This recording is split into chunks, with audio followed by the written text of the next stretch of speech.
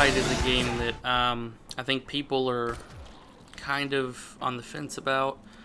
It's got mainly positive reviews, but if you look at it, it's really nothing that hasn't been done before. They just took a lot of great parts of really good games and merged them together. And this creates an experience that I do recommend checking out because it's pretty damn fun once you get into it. This is from the same studio that brought us Dead Island. And I think we all, save for a couple of us, I know speaking for myself, I had kind of a lukewarm reaction to Dead Island. The combat was great, slicing off body parts and attacking zombies. And, each zombie felt like a threat. That was what was cool. It wasn't like, oh, I only have to worry about a herd like it was in Dead Rising or Left 4 Dead or whatever. Each zombie kind of felt like a threat in its own little way. The problem with Dead Island, at least in my opinion, the story I could care. I mean, the story was horrible in Dead Island, and it mainly felt like just a bunch of fetch quests, copy and pasted together to kind of string some semblance of a coherent story along, but it didn't do it for me. I'm proud to say that most of these issues actually are rectified in Dying Light, because now you have, surprisingly enough, a very, very well written story. I haven't beat it yet, but I'm very interested in the main character, Kyle Crane.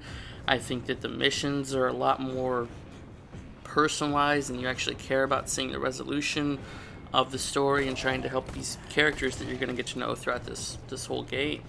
The gameplay's been stepped up. Obviously, the main features like the parkour adds a whole new element to it. When you're running from zombies, you jump up on some buildings, especially at night. When night falls, you've got the zombies step up their game pretty hardcore. I forget what they call them, but they're like these demon zombies. They'll chase after you, and you gotta run from them. You very rarely can you stand and fight them. You can usually only just kind of get them, distract them a little bit with like a UV light or something. But when they're after you, trust me, it gets your heart pumping because you got to get to a safe zone as fast as possible. But you earn more experience at night, so it's like a risk-reward system.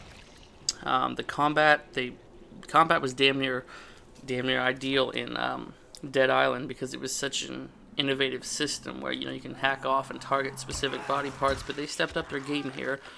Guns have more of an integral role, especially towards the second half of the story.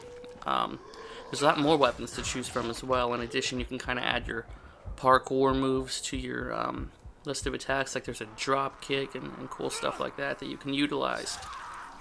But like I said, the main thing here is that they really stepped it up on the front of having like a cohesive story that you actually care about. So my hat's off to them for actually making it a very good game and taking the existing mechanics from Dead Island that worked so well and disregarding the ones that don't, fixing the problems and making what is probably the best zombie game available on current-gen consoles. Now, I say that right now, I do have to get through State of Decay and Dead Rising 3, but I am very impressed with Dying Light. I think it's an amazing game.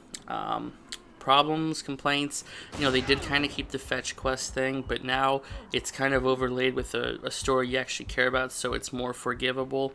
But if you break it down to the meat and bones, there's a lot of fetch quests here. The side missions are actually really interesting, though. I recommend at least checking out a couple of them because they can kind of carve their own unique little stories as well. So I recommend at least doing a couple side missions just to see what they're about. But Dying Light is one hell of a fun game. The graphics are gorgeous. The sound, oh my god, I could talk about the soundtrack. It's like this. Some of it's creepy, but it's like all electronic based. Like when you're just running around in the daylight, it's not so bad. It's kind of electronic, more like free flowing. And I think it's dynamic too. So when there's like zombies, it'll ramp up. But at night, it gets creepy. Man, I love the soundtrack for this game. It's perfect.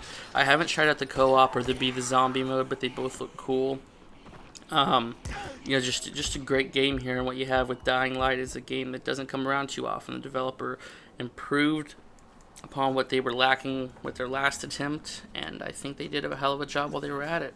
I look forward to their next release. I hope Dying Light is a series. I haven't gotten to the end yet, so I can't say one way or another whether the story should be continued, but I at least hope that the game is a series and that they can, maybe in a few years here, have a Dying Light 2 out that impresses me even more, and they can fix what little problems are left with the core gameplay. One other thing, the guns don't feel necessarily as powerful as they should, especially the pistol, but that's a minor complaint. And in this world, you know, the zombies can take a couple hits to the head. You know, it's not necessarily instant death for them. But all the same, you know, I think it's a great game, well worth $60. I currently have it rented, but I'll probably end up purchasing it at some point. Very, very recommended for me. If you know me, I love my zombie games, but not a whole lot of them have something that set them apart from other zombie games. This one, you got the parkour and a very good story so far to boot with it. So I wholeheartedly recommend Dying Light. I want to leave this gameplay on so you can check out what I'm talking about and see what's going on on the game front. But yeah, Dying Light comes with a wholehearted recommendation from yours truly.